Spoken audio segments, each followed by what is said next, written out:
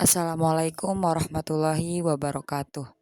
Saya sebagai moderator dari kelompok mata kuliah Filsafat Agama izin mempresentasikan hasil kerja kelompok kami dengan anggota kelompok Ahmad Falki Akbar, Bayu Asep Saputra, dan Ahmad Ainurido dengan judul materi Kekuasaan Tuhan dan Kebebasan Manusia. Untuk itu, saya persilahkan kepada teman-teman saya untuk memaparkan materi yang akan dipaparkan. Oke, pada kesempatan kali ini kita akan membahas tentang kekuasaan Tuhan dan kebebasan manusia. Ketika kita membahas tentang kekuasaan dan kebebasan manusia, mungkin akan terselip di benak pikiran kita tentang sebuah aliran yang mengungkapkan tentang kekuasaan Tuhan dan kebebasan manusia, yaitu mengenai aliran Qadariyah dan aliran Jabariyah. Oke, sebelum pembahasan yang lebih dalam, mungkin di sini saya akan sedikit memaparkan pendahuluan mengenai pembahasan kita pada kali ini. Terkait dengan Tuhan bersifat transenden dan imanen, artinya tentang kebebasan dan kekuasaan tadi, maka secara implisit ataupun dalam benak pikiran kita akan menimbulkan begitu banyak pertanyaan tentang kebebasan Tuhan dan kehendak manusia.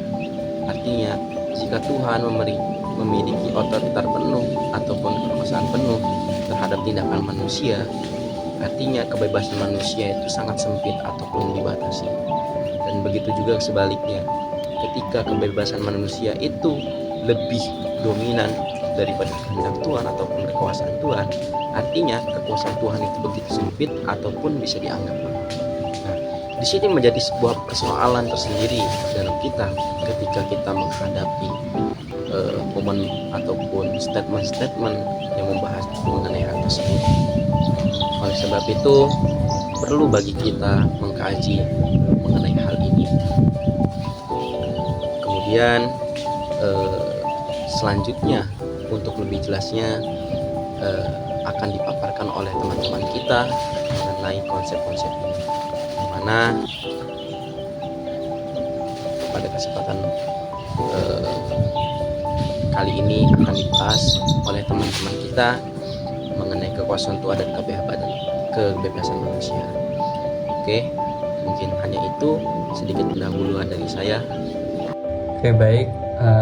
Melanjutkan dari materi selanjutnya, yaitu tentang pandangan berbeda tentang kekuasaan Tuhan dan kebebasan manusia.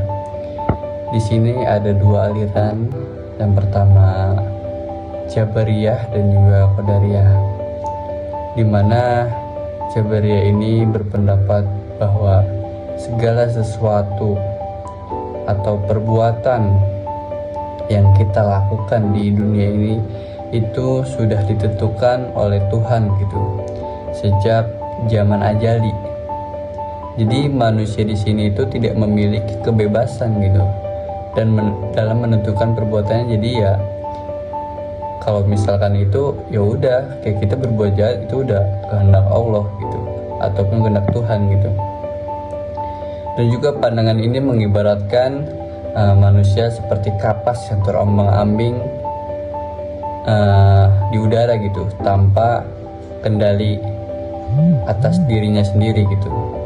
Terus yang kedua ada aliran Qadariyah, di mana aliran ini menegaskan bahwasanya manusia itu memiliki kebebasan penuh dalam bertindak dan juga bertanggung jawab atas apa yang mereka lakukan dalam perbuatan itu.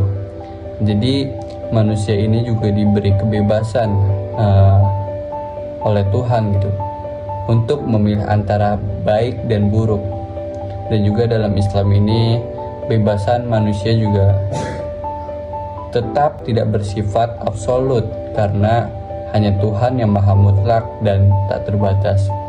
Mungkin itu materi sekian dari pandangan berbeda tentang kekuasaan Tuhan dan kebebasan manusia. Dilanjut oleh materi berikutnya. Saya M. Fadli Akbar dengan NIM 2313100018 kelas AFI 4A. Saya akan sedikit menjelaskan tentang implikasi dalam kehidupan manusia. Pengaruh terhadap etika dan tanggung jawab. Jika manusia memiliki kebebasan, maka mereka bertanggung jawab atas setiap perbuatan yang dilakukan. Jika semua perbuatan sudah ditentukan Tuhan, maka konsep tanggung jawab menjadi kabur. Jadi konsep tanggung jawab dan kebebasan itu harus ada saling ikatan kayak gitu guys. Nah, ada lagi pengaruh terhadap pemikiran keagamaan. Dalam Islam ada keseimbangan antara pandangan ini sebagaimana terlihat dalam konsep kasb. Dalam teologi Asy'ariyah yang menggabungkan unsur kehendak Tuhan dan kebebasan manusia. Nah, dalam filsafat barat, perdebatan ini juga muncul dalam diskusi tentang determinisme dan kebebasan moral. Baik, kesimpulan dari materi yang telah dipaparkan oleh teman saya yaitu kekuasaan Tuhan dan kebebasan manusia adalah dua konsep yang saling berkaitan dan harus dibahas secara simultan. Dalam Islam, paham Jabariyah dan Qadariyah mewakili dua ekstrim dalam memahami hubungan ini. Sementara, pendekatan moderat mencoba menggabungkan keduanya. Kebebasan manusia dalam Islam diakui, tetapi tidak bersifat mutlak karena tetap dalam batasan kehendak dan hukum Tuhan. Ini mengajarkan pentingnya memahami keseimbangan antara ketentuan Tuhan dan peran manusia dalam menentukan nasibnya sendiri. Mungkin hanya itu saja yang dapat saya sampaikan. Kurang lebihnya mohon maaf. Saya Dini sebagai moderator dan teman saya Bayu Asep Saputra, Ahmad Ainur Ridho, dan Saudara Falki pamit undur diri. Terima kasih. Wassalamualaikum warahmatullahi wabarakatuh.